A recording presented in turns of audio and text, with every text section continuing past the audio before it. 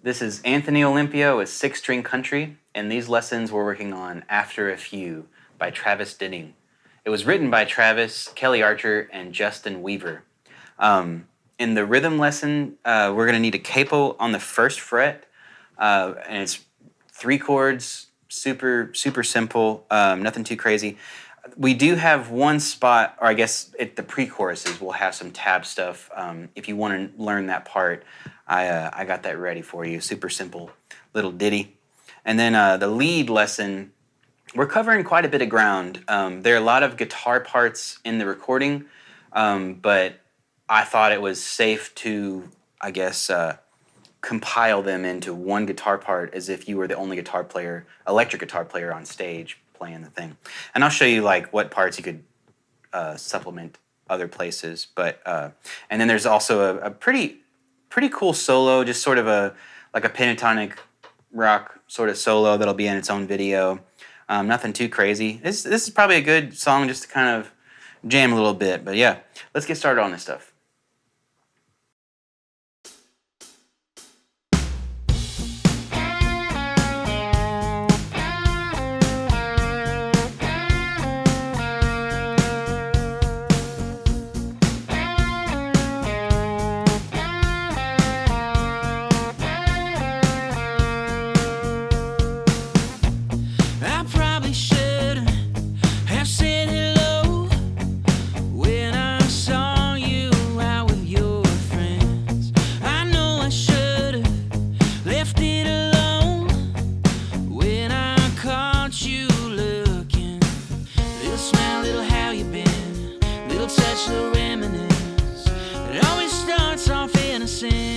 But after a few drinks, it's always the same thing. We find ourselves lost in conversation at the bar.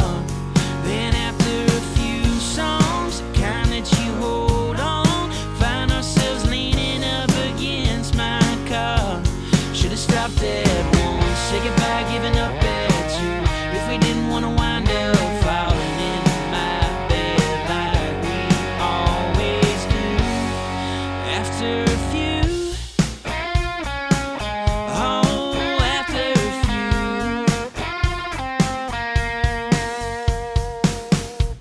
few, we always take it way too far, where it's too much to resist. We always make it. This is the rhythm lesson for After a Few. First things first, we're going to need a capo on the first fret. Otherwise, we're going to be a little bit lost in the dark here. Unless you want to play it in a different key, then that's up to you. But anyways, capo on the first fret. We're going to be playing, I guess, like key of C chords. The song is more like key of A minor chords, but I don't know why I always think of things more so like the relative major or whatever. But yeah, let's go ahead and dig into the chord stuff and the strumming, and then in a little while I'll show you the tab part. There's just one, the pre-chorus is the part that's tabbed, comes in. We'll dig into that in a little bit. Nothing too crazy there, and I'll show you, if you don't want to worry about that part, I'll show you what to play there instead. So yeah, let's talk about the chords again. This is in the bridge, but we'll just stay on the A minor for now to talk about what the right hand is doing, and then when we come back later and talk about the chord progression, we'll nail all that down. But so it'll go down, we'll let that ring for 2 beats, and then we'll rest for 2 beats. And then we'll play the next chord, we'll strum, let that ring for 2 beats, rest for 2 beats. And then we'll strum again, let that ring for a whole measure, 4 beats. Next measure after that, we strum and let it ring for 3 beats, right? So if you're looking at the strum pattern, that's what all that means. And there are little numbers and stuff. But so yeah, let's do that solo together. And we'll just stay on the A minor to keep it simple for now.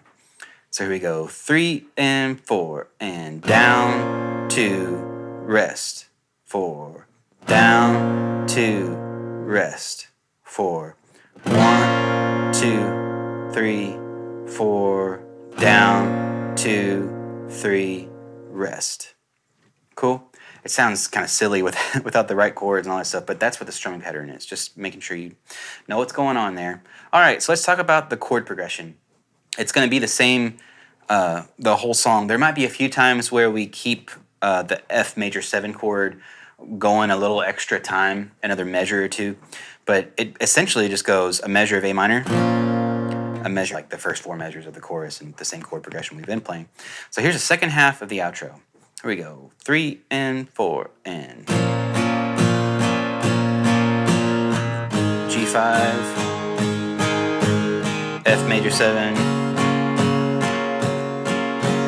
2, 3, 4, and you let it ring as the band fades out, right? All right. So now that we got all this stuff put together, let's try these parts with a metronome. All right, the intro first. 1, 2, ready, go.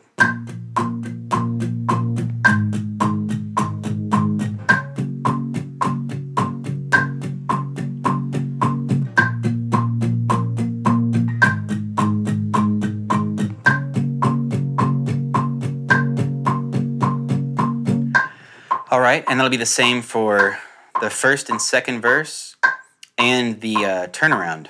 Okay, so let's move on to the pre-chorus. 2, ready, go.